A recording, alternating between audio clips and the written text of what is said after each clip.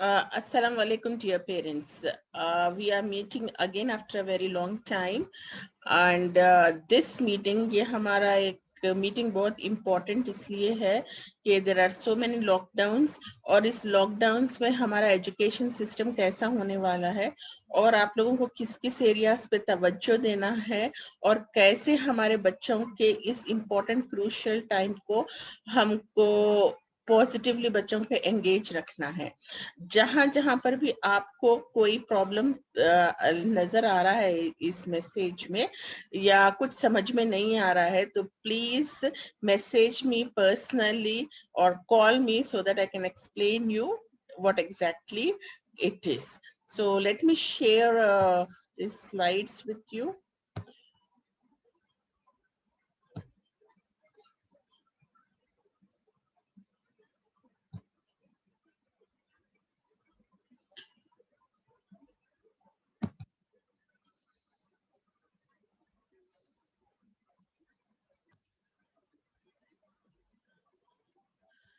तो हमारा ये आज 30 मार्च का मैसेज आपके लिए जो है वो इस चीज के ऊपर है कि आपको ये देखना है कि हमारे बच्चे का there is two types of minds that is called as unconscious mind and the conscious mind. तो हमारा जो कॉन्शियस माइंड हम किसी में भी देखते हैं any in under any person, हम सिर्फ उसको 5% देख पाते हैं। 95% उसका सबकॉन्शियस और अनकॉन्शियस है। और जब हमारे को फुल्ली उसके माइंड हमारे माइंड को या specially we are here talking about हमारे बच्चों के माइंड को हम जब पूरी तरीके से इस्तेमाल करना चाह रहे हैं, we are just seeing a iceberg of it 5%। अगर हमको उनके पूरी तरीके से उनके माइंड को यूज करना है तो क्या करना होगा? लाइक यू नो, आप कॉन्शियस थिंकिंग माइंड जो है वो उसका आप देख सकते हैं कि कितना कोर है, थोड़ा सा पार्टी है जो consciously we are doing. And unconscious ये जो पूरा ब्लू में है दैट इज अनकॉन्शियस। और जो हमारी सोल है, हमारी रूह है, वो उसका पार्ट इतना होता है। तो अब हमको करना ये है कि हमारे कॉन्शियस माइंड्स में हमारी सोल एंड अनकॉन्शियस माइंड्स को लाइक वैल्यूज, मैं यहाँ पर जब सोल की बात कर रही हूँ तो what are the values that are been nature has bestowed us. हमारे पास अंदर हमारी रूह में वो सारे अच्छाइयों के साथ हम लोग आ चुके हैं। और हमारा unconscious mind is dependent upon the conscious society, अतराफ को देख के it works. And after all that the conscious mind जो आप देख रहे हैं उसकी फंक्शन जो थिंक कर रहा है that thinks based upon this। तो हम जब तक सोल एंड अनकॉन्शियस माइंड पे वर्क नहीं करेंगे हमको कोई रिजल्ट्स नहीं मिलने वाले हैं। इसको वर्क करने के लिए हमको क्या करना है? अगर आप देखेंगे तो 0 से 7 इयर्स की जो बच्चों की एज होती है उसको हम मैक्सिमम लर्निंग एज कहते हैं। इसको मैक्सिमम लर्निंग एज इसलिए कहते हैं क्योंकि यहाँ पर जो हम दिमाग में बच्चे के जो न्यूरॉन कनेक्शंस जो वो बचपन में 0 मतलब जैसे वो माँ के वूम में होता है, माँ के पेट में से ही वो सीखना शुरू कर देता है और 7 साल तक उसको मैक्सिमम चीजों का अवेयरनेस और वो देखते रहेगा सोसाइटी में, अतराफ में, स्कूल में, हर जगह, तो वो सीखता जाएगा। और यहाँ पर उसकी सीखने की कैपेसिटी मैक्सिमम रहती है। अगर आप इसको इस टाइम पे जितने अच्छे चीजें सिखाने की कोशिश करेंगे ये सीखता जाएगा, क्योंकि इसको 1 मिनट में 7,000 न्यूरोनल कनेक्शंस बनते रहते हैं। उसकी स्पीड ऐसी होती है ये एज में। अगर ये एज में हम एजुकेशन और अच्छे चीजों से अगर बच्चे को दूर रखेंगे तो उसके बाद इनको इनकलकेट करना बहुत मुश्किल बल्कि समटाइम्स नामुमकिन हो जाता है। तो इसको हम जैसे कि हमारी script by age of 6 years our script has been framed. हम क्या बनने वाले हैं, हमारा फ्यूचर क्या है, ये सब 6 साल की उम्र में ही हमारा डिसाइड हो जाता है बेस्ड अपॉन हम उस बच्चे को किस तरीके का एटमॉस्फेयर दे रहे हैं और किस तरीके की तालीम दे रहे हैं। So now if you look upon there would be 2 types of जो हमारे decisions होते हैं वो दो किस्म के होते हैं, एक तो fear based and other is love based. Fear based में आप जो होता है फियर बेस्ड, जिसमें आपको डरा के गुस्से से पेरेंट्स एक डिसिप्लिन एनवायरनमेंट घर में रख रहे हैं और बच्चा मजबूर हो रहा है उसको फॉलो करने के लिए, क्योंकि वो छोटा सा बच्चा है और उसको फॉलो करना है।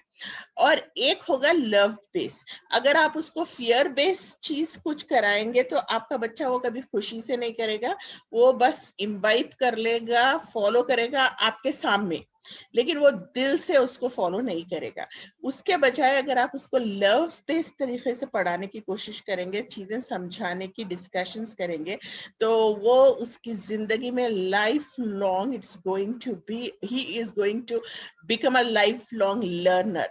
वो पढ़ाई को समझ के इंटरेस्ट से पढ़ेगा और उसको कैसे इम्प्लीमेंट करना है ये सारी चीजें उसके किस तरह सोल से unconscious mind to conscious mind, the things have to be disseminated and then he has to present himself to this world, and how he can become a good human being is based upon your approach. So please make sure that your approach is love based, not fear based. And अब अगर आप देखेंगे for example what influences our choice, अगर बच्चे की choice किस चीज पे, सर्टेन टाइम्स हमको खुद समझ में नहीं आता है कि आपका बच्चा किसी चीज से डर रहा है, तो आपको ये टाइम देना और वो बच्चे को समझना कि उस टाइम पे किस चीज से उसको कोई फॉर एग्जाम्पल उसको पढ़ रहा है या कोई पिक्चर भी देख लिया है, वो हो सकता है कि उसका कुछ ना कुछ एक ऐसा इंसिडेंट हुआ होगा कि वो एक डॉग बार्क से डर गया होगा छोटे रहने में, या कुछ ऐसी चीज हो गई जिससे डर के हर बार there are so many things that he is trying to avoid and he is scared of, कि अगर आप उससे बैठ के बात नहीं करेंगे और मालूम नहीं करेंगे कि ऐसी क्या चीज है जिससे वो ये सर्कमस्टेंसेस अवॉइड कर रहा है जो कि उसके लिए जरूरी है, तो आप उसके फोबियाज नहीं निकाल सकेंगे और उसकी चॉइस जो उस चीज से इन्फ्लुएंस हो रही है उससे आपको उसका करेक्ट पोटेंशियल आइडेंटिफाई करना बहुत मुश्किल हो जाएगा।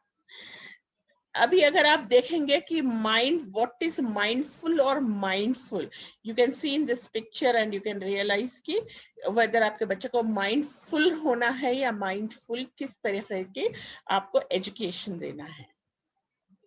Okay, so this mindfulness is nothing but the quality or a state of being conscious of or aware of something. आपके पास वो awareness, बच्चे के पास वो awareness create करना है, and it's a mental state achieved by focusing one's awareness on the present moment while calmly acknowledging and accepting one's feelings, thoughts and bodily sensations used as a therapeutic technique. आपको इसके बारे में उसको सुनना है, समझना है, and then you have to see that what best can be done to extract the best soulful and unconscious potential out of your child. And then इसके लिए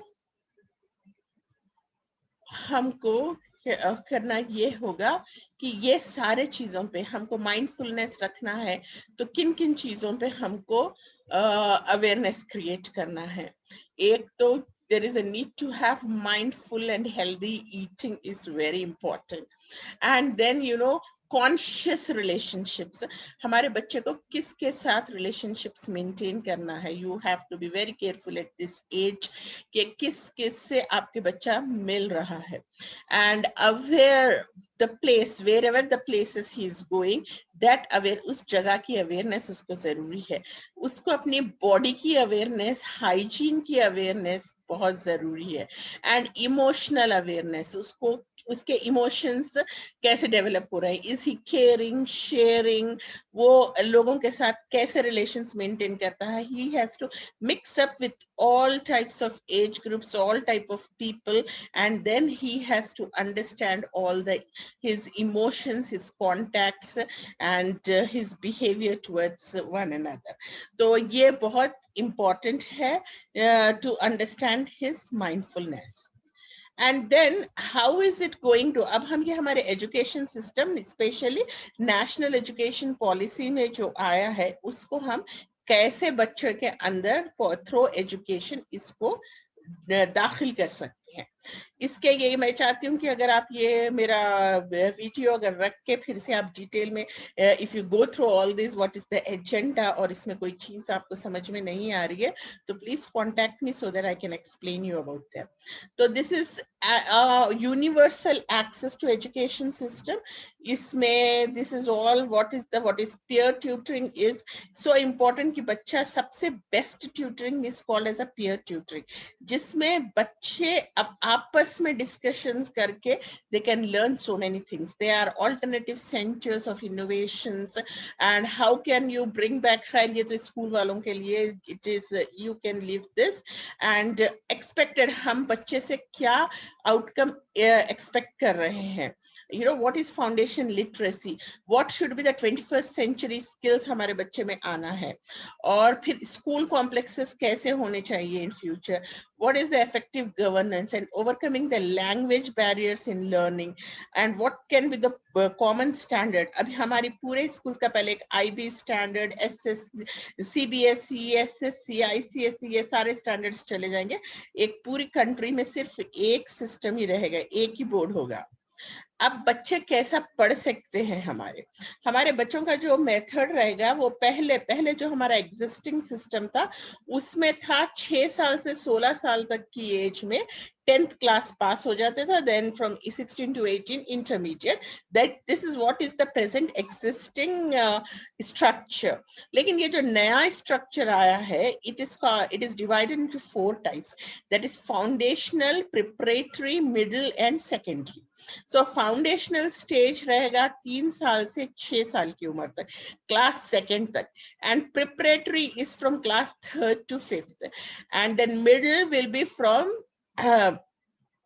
age 11 to 14, and then secondary will be from 8th to 12th, classes 9th to 12th, and middle age rahegi class 6 to 8 tak, you call it a middle stage, and secondary stages from class 9 to 12. तो इसको this new pedagogical structure जो है उसको it has been divided into 5 plus 3 plus 3 plus 4. It's 3 years in anganwadi और preschool, अब हमारे पास जो kindergarten बोलते हैं that is even called as anganwadi in the Hindi medium schools. So इस तरीके का 12 years का education system होने वाला है, और इसमें ओवरऑल बच्चे के पास क्या चीजें डेवलप होना है so that he is fit for the 21st century. हमको खुद नहीं मालूम है कि 21st सेंचुरी में, क्योंकि हम देख रहे हैं कि आजकल इतने सारे सिर्फ प्रोफेशनल कोर्सेस तो डाल दे रहे हैं, the children are becoming doctors, engineers, lawyers, IAS officers, what not, लेकिन वो अच्छे ह्यूमन बीइंग्स और एम्प्लॉयबल भी नहीं हो पा रहे हैं।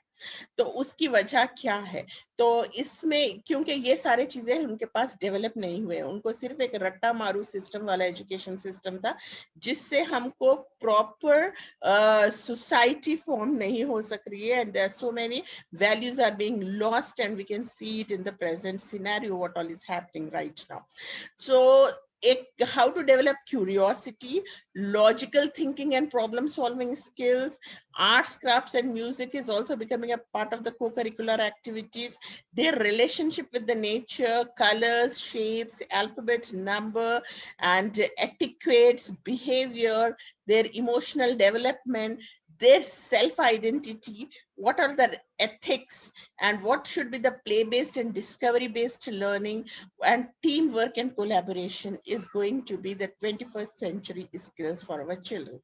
And इनको attend करने के लिए ये सारी चीजें होगी जिसमें हम core essential, critical thinking, interactive classes and experiential learning पे ज्यादा से ज्यादा करने वाले हैं, और ये 2022 को skill based it is going to become a skill based and rote learning will be minimized। सिर्फ जहां पर आपको याद करना बहुत जरूरी है, बहुत कम चीजों के लिए आपको रटने की जरूरत होगी, ज्यादा से ज्यादा आपको समझना और इम्प्लीमेंट करने की जरूरत होगी।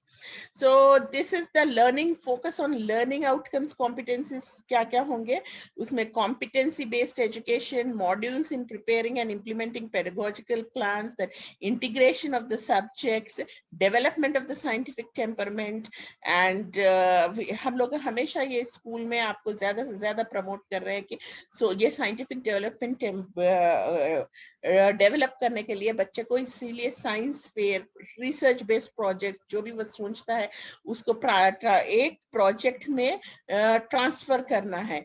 तो this is a very important skill जो आपके बच्चे को सीखना है for 21st century, and now it is now in the curriculum. All the schools have to adopt this. And then you have even got, there is no separation. Unka curricular, co-curricular, vocational, humanities, sports, all these are going to get integrated. And digital literacy, coding, computational thinking and moral reasonings पे भी emphasis किया जाएगा. And what is the multilingual teaching system?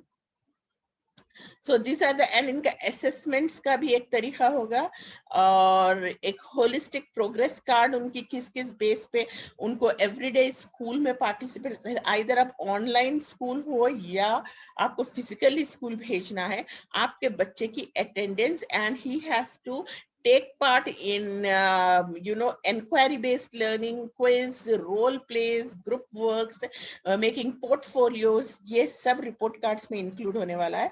Then only you call it a 360-degree holistic report card of these children. और उनके assessment के लिए we have to involve parents also, has to get involved with the child's education and development. So these are the key focus areas will be, respecting in genders, what is the gender inclusion and bridging gender gaps, policies targeted for the girls, gender sensitivity and safety, rights, strengthening the extensions, and all these are will get implemented soon. And these are the vocational, they'll have a 10 days bagless classrooms, and all these type of skills will be national skills, vocational crafts, Lok Vidya, practice-based curriculum, skill gap analysis, and distance learning mode and exposure to vocational education will all be focused. So this is the online digital platform. Abhi all the contents and everything, so we cannot do away with the, please don't give us excuses कि हमारे पास net issues है, system नहीं है, ये सारी चीजें बहुत cheap भी हो गई हैं, and everybody had to have a system at home with the proper connection, so that आपके बच्चे को knowledge based blended learning कहीं ना कहीं he has to get access to the digital platform. And goals and timelines इसके किस date तक ये इम्प्लीमेंट होने वाला है उसको अगर आप देखेंगे तो क्लास इसका early childhood education will be initiated in 21-22 this academic year, because of pandemic थोड़ा डिले हो गया, बट बाय फेज 1 इसका 22-23 तक इम्प्लीमेंट हो जाएगा. देन प्राइमरी एजुकेशन का जो सिस्टम है वो from academic year 23 and 24, and phase 1, 2, 3 by 26 it would get completed, and by the academic year 2025-26 हमारा ये new board pattern for class 12 establish हो जाएगा. तो हमारे बच्चे को अभी से इसके लिए गियर अप होना जरूरी है. And timelines for implementing NEP 2020 का भी पूरे टाइम फ्रेमवर्क यहाँ पर रखा गया है. आप इसको देख लीजिए और समझ जाइए कि आपके बच्चे को अभी क्या करना है, कितना इम्पोर्टेंट है, उसका टाइम वेस्ट मत कीजिए. आप जब भी कोरोना खत्म होगा, बच्चा स्कूल चले जाएगा, तो आप उस कितना बड़ा बच्चे का लॉस करने वाले हैं. प्लीज मेक श्योर कि आपका बच्चा ऑनलाइन क्लासेस ज्वाइन करे. अगर आपके पास प्रॉब्लम्स है तो उसके लिए भी ये teachers have already told you to contact them so that they can help your children. किसी को अगर इंडिविजुअल स्कूल पे अटेंशन देना हो तो भी that is possible, but you have to be very active and make sure कि यह आपके बच्चे का ये बहुत इम्पोर्टेंट वक्त जाया ना हो. Thank you very much.